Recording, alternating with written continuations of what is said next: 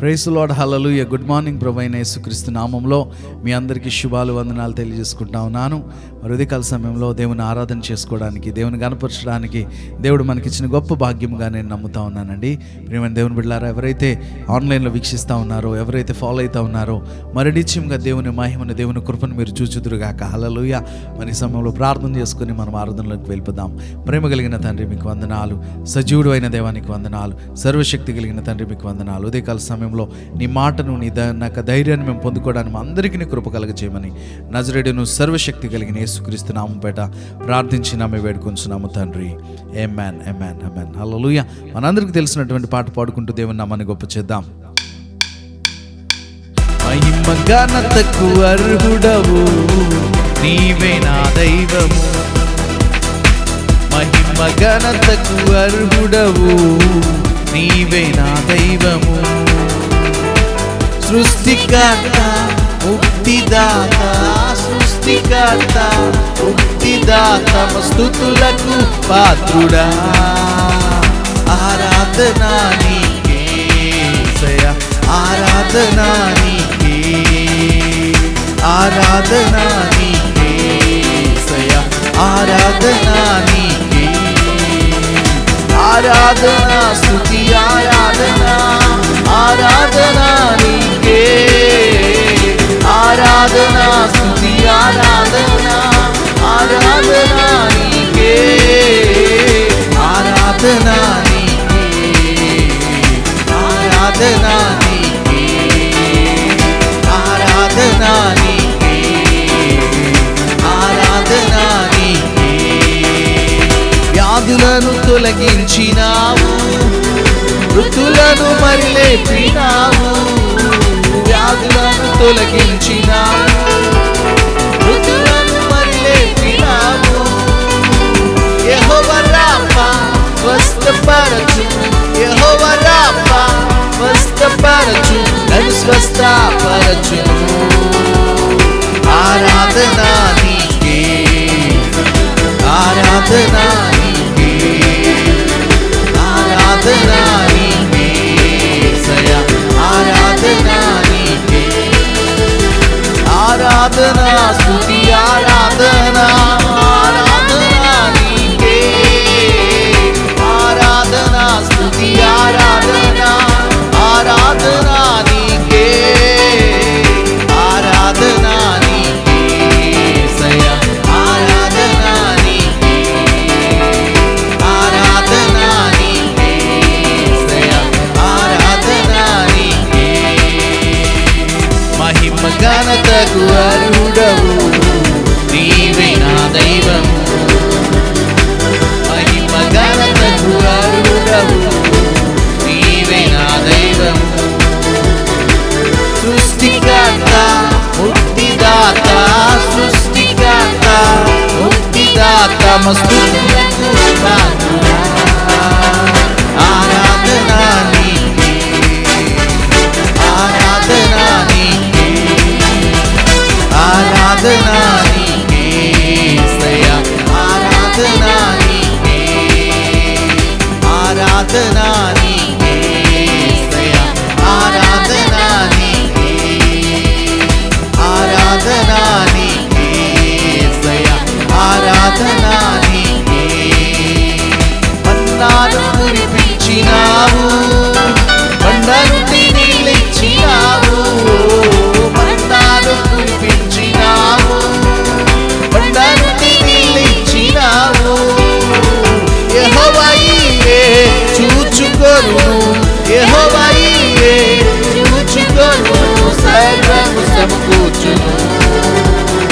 ఆరాధనా నీకే, ఆరాధనా నీకే, ఆరాధనా నీకే యేసయ్యా, ఆరాధనా నీకే, ఆరాధనా స్తుతి ఆరాధనా, ఆరాధనా నీకే, ఆరాధనా స్తుతి ఆరాధనా, ఆరాధనా నీకే, ఆరాధనా నీకే యేసయ్యా, ఆరాధనా నీకే.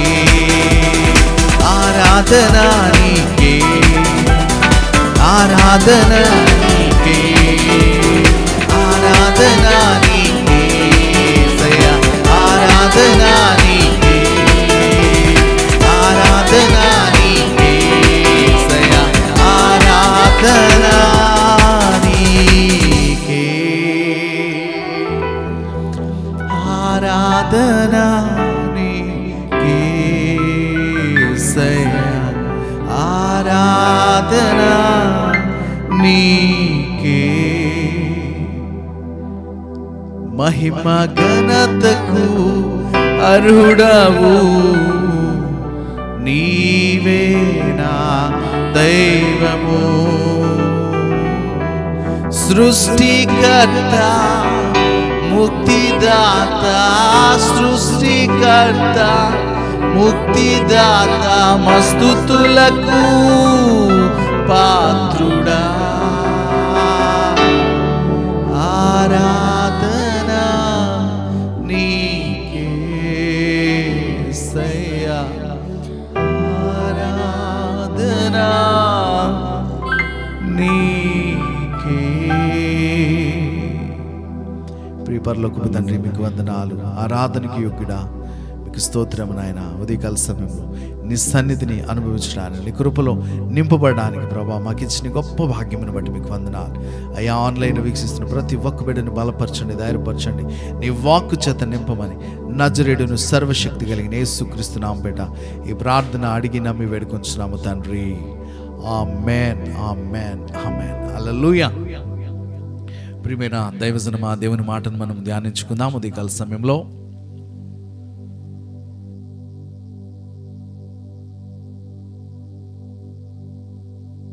హల్లెలూయా. ఒకసారి మీ బైబిల్ గ్రంథం నుంచి కొన్ని విషయాలు మనం ధ్యానించుకుందాం. కీర్తనల భాగము 15వ అధ్యాయము నేను చదువుతానండి. చిన్న అధ్యాయమే. ఈ రోజున ఒక ప్రత్యేకమైన మాట చేత దేవుడు మనల్ని బలపరిచిపోతా ఉన్నాడు. శ్రద్ధ కలిగి ఆ మాటను మనం ధ్యానించుకుందాం. నేను చదువుతానండి. కీర్తనల భాగము 15వ అధ్యాయం 1 నుంచి చదువుకుందాం. యెహోవా నీ గుడారములో అతిథిగా ఉండదగిన వాడెవడు? నీ పరిశుద్ధ పర్వతం మీద నివసింపదగిన వాడెవడు? యథార్థమైన ప్రవర్తన కలిగి నీతిని అనుసరించుచు హృదయపూర్వకముగా నిజము పలుకువాడే. అటివాడు నాలుకలతో కొండెములాడడు, తన చెలికానికి కీడు చేయుడు, తన పొరుగువాని మీద నింద మోపడు. అతని దృష్టికి నీచుడు, అసహ్యుడు. అతడు యెహోవా యందు భయభక్తులు కలిగిన వాని సన్మానించును. అతడు ప్రమాణము చేయగా నష్టము కలిగినను మాట తప్పడు. తన ద్రవ్యమును వడ్డీకి ఇయ్యడు, నిరపరాధిని చెరుపుకై లంచము పుచ్చుకొనడు. ఈ ప్రకారము చేయవాడు ఎన్నడూను కదల్చబడడు. హల్లెలూయా. ఎన్నడూను కదల్చబడని ఒక స్థితిని దేవుడు మనకి ఈరోజు తెలియజేస్తా ఉన్నాడు. నువ్వు ఎన్నడూను కదల్చబడకుండా ఉండాలంటే ఇక్కడ కొన్ని విషయాల్ని దేవుడు క్లియర్గా మాట్లాడుతూ ఉన్నాడు. ఏంటంటే తెలుసునండి, తన ద్రవ్యమును వడ్డీకి నిరపరాధిని చెరుపుకై లంచం పుచ్చుకొనడు. ఈ ప్రకారం చేయవాడు. ఈ పైన రాయబడి ఉంది, అతని దృష్టి నీచుడు, అసహ్యుడు. యెహోవా యందు భయభక్తులు గల వారిని సన్మానించుచు అతడు ప్రమాణము చేయగా నష్టము కలిగినను మాట తప్పడు. అంటే ఇది ఫస్ట్ క్వాలిటీ. ఓకే, దేవుని యందు భయభక్తులు కలిగిన వారిని సన్మానించుచు, అంటే ఎవరైతే దేవుని యందు భయభక్తులు కలిగి ఉన్నారో వారిని సన్మానించుచు ఏం చేయాలంట? అతడు ప్రమాణము చేయగా నష్టము కలిగినను మాట తప్పడు. హల్లెలూయా. ఒకవేళ తనకు నష్టం కలుగుతున్న మాట తప్పడు. తన ద్రవ్యమును వడ్డీకి ఇయ్యడు, నిరపరాధిని చెరుపుటకై లంచం పుచ్చుకోడు. ఇట్టి ప్రకారము చేయవాడు ఎన్నడూను కదల్చబడడు, ఎన్నడూను కదల్చబడు. హల్లెలూయా. అయితే ఇక్కడ ఏముందంటే, అట్టివాడు నాలుగుతో కొండెములాడు, తన చెలికాన్ని కీడు చేయకూడదు. ఇంకా క్లియర్, యథార్థమైన ప్రవర్తన కలిగి నీతిని అనుసరించుచు హృదయపూర్వకంగా నిజము పలకాలి. ఈ క్యారెక్టర్స్ ఎప్పుడైతే మనం బిల్డ్ చేసుకుంటామో, అందుకని మొట్టమొదటి మాటలు ఏముందంటే, యెహోవా గుడారములో, నీ గుడారంలో అతిథిగా ఉండదగిన వాడవుడు, నీ పరిశుద్ధ పర్వతం మీద నివసింపదగిన వాడవుడు. మనం పరిశుద్ధ పర్వతం మీద నివసింపదగడానికి దేవుడు ఒక క్యారెక్టర్, ఒక క్వాలిటీని మన నుంచి ఎక్స్పెక్ట్ చేస్తూ ఉన్నాడు. ఏంటి ఆ క్వాలిటీ అంటే, యథార్థమైన ప్రవర్తన, నీతిని అనుసరించు హృదయపూర్వకంగా నిజం పలకడం. ఓకే, ఇంకొకటి ఏంటంటే, నాలుగుతో కొండెములాడకూడదు, తన చెలికాన్ని కీడు చేయకూడదు, తన పొరుగువాని మీద నింద మోపకూడదు. ఓకే, తన దృష్టికి నీచుడు, అసహ్యుడు. తన యెహోవా యందు భయభక్తులు కలిగి వారిని సన్మానించు అతడు ప్రమాణం చేయగా నష్టం కలిగినను మాట తప్పడు. నీవు దేవుని సన్నిధిని ఎప్పుడైతే ప్రేమిస్తున్నావో, ఆయన గుడారంలో నీవు అతిథిగా ఉండాలని ఆశపడతా ఉన్నావు. గమనించాలి, ఈ విషయాలన్నింటినీ మనము ఖచ్చితంగా దేవుని సన్నిధిలో నిజంగా దేవుడిని ప్రేమిస్తే చేయగలవండి. అంటే ఇదేదో ఆయన దగ్గరికి ఆ క్యారెక్టర్ బాగా ఉండేవాళ్ళు దేవుడు కోరుకుంటున్నాడని చాలామంది దీన్ని మిస్అండర్స్టాండ్ చేసుకుంటారు. ఆయన దగ్గర రావాలంటే చాలా పరిశుద్ధంగా ఉండాలి. అది కాదు, దేవుడు కోరుకునేది ఏంటంటే ఈ స్వభావాన్ని నువ్వు ప్రాక్టీస్ చేస్తే నువ్వు కదల్చబడకుండా స్టాండర్డ్గా ఉంటావు అన్నది దేవుడు ఆలోచన. హల్లెలూయా. అందుకే చివరి మాటను చదవకుండా ఏమంటారంటే, అమ్మో దేవుడి దగ్గరికి వెళ్ళాలంటే మామూలు కాదండి, ఆయన గుడారంలో అతిథిగా ఎవడుండగలడు, ఎవడు ఉండలేడు అనుకుని అందరూ ఫిక్స్ అయిపోయి ఉండకుండా దూరంగా ఉండిపోతున్నారు. అందుకే దేవుడు తన కుమారుడైన క్రీస్తుని భూమి మీదకి ఎందుకు పంపించాడు తెలిసిన, మనం ఇంకా నువ్వు పాపంలో ఉండగానే మనతో సహవాసం చేయడానికి ఆయన ఇష్టపడతా ఉన్నాడు. అందుకనే ఆయనతో నువ్వు సహవాసం చేయడానికి నిజంగా ఇష్టపడితే ఏం చేయాలి తెలిసిన, ఎన్నడూ నువ్వు కదల్చబడ్డంటే ఈ క్రియలన్నీ చేసినప్పుడు మనం ఏమవుతామే, కదల్చబడకుండా స్థిరంగా ఉంటాం. అందుకనే కీర్తన మొదటి భాగంలో కూడా దుష్టుల ఆలోచన చొప్పున నడువుక, పాపుల మార్గం నిలవుక, అపహాసకులు గుర్జుండగా దివారాత్రులు ఆయన ధ్యానించు, ఆయన ధర్మశాస్త్రం ఆనందించుతూ దాన్ని ధ్యానించువాడు ధన్యుడు. అతడు నీటి కాలువలు ఎవరిని నాటబడినదే ఆకువాడక తన కాలం ముందు ఫలమించు చెట్టు వల్ల ఇతడు చేయనదంతయు సఫలమగును. హల్లెలూయా. వాడు ఎలా అంటే కదల్చబడ్డాడంటే అన్నటికీ నీటి వారిని నాటబడిన చెట్టులాగా. ఎవరు తెలిసిన దేవుని వాక్యం చేత నింపుకొనగుతా ఉంటే ఆటోమేటిక్గా నీ జీవితంలో ఈ మార్పులన్నీ జరుగుతాయి.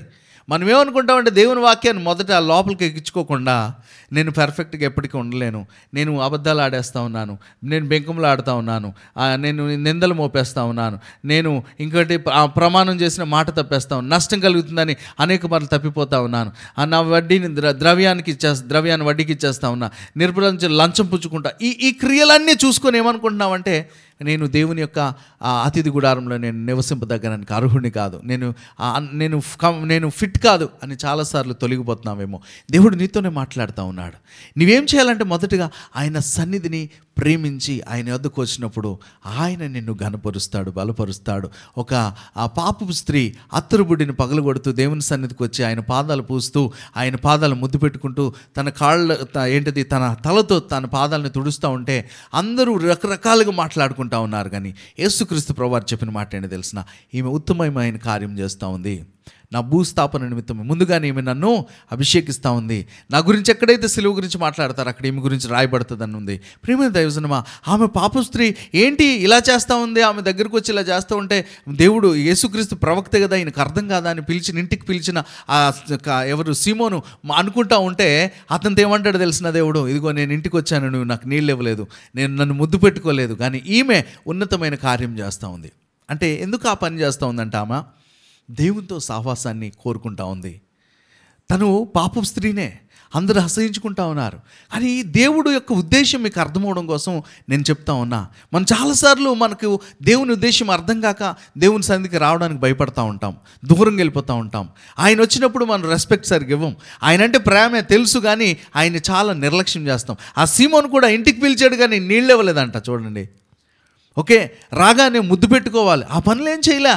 దేవుడు అంటే ఇష్టం, నా ఇంటికి యేసుక్రీస్తు వచ్చాడు అని అందరూ వస్తారు నా దగ్గరికి, నేను ఎంత గ్రేట్, యేసుక్రీస్తు నా ఇంటికి వచ్చాడు ఎంత గ్రేట్ అనుకుంటా ఉన్నాడు. కానీ ఒక పాపపు స్త్రీ తన జీవితాంతం సంపాదించుకున్న అత్తరుబుడ్డిని పగలగొట్టి క్రీస్తు పాదాల ముందు పోస్తూ దాన్ని ఎంతగానో దేవుని ఆరాధన చేస్తూ ఉందామా.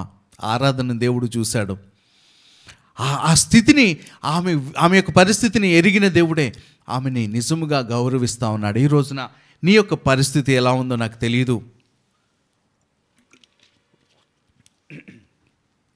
నీ యొక్క స్థితి ఎలా ఉందో నాకు తెలియదు. కానీ ఈ ఉదయకాల సమయంలో నీ హృదయపూర్వకంగా ఆయనతో సహవాసం చేస్తే కదల్చక నిన్ను స్టాండర్డ్గా దేవుడు నిలబెడతాడు. ఆయన సన్నిధి కొరకు నీవు ప్రయాసపడు.